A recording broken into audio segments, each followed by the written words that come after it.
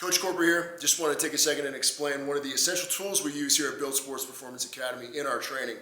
That is the Vitruve velocity-based training tool. What this does is it sits on the floor and it attaches to an implement that we're moving when we're training, like a barbell, and it shows us how fast we're moving that implement, right? So what we can do in athletic development is we can use the speed of that implement and the load to determine exactly what characteristic we're training.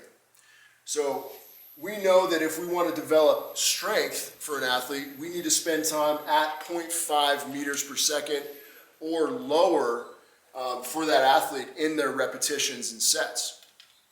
On the opposite end of the spectrum, if we want to work speed, we're going to spend time above 1.0 meters per second. Now there's a lot of detail and caveats and all that, but the key thing here is, the key point is this tool allows us to know exactly how fast that athlete is moving that barbell.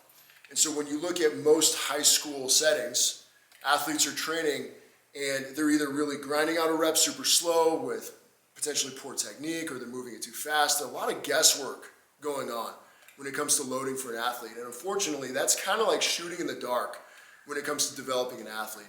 And so by utilizing velocity and loads and that information, we can really target very, very cleanly what an athlete needs and not waste any time in training. It's also really, really valuable in the off season or in season when measuring velocities and loads. We can make sure that an athlete stays within the right parameters for that time of the year.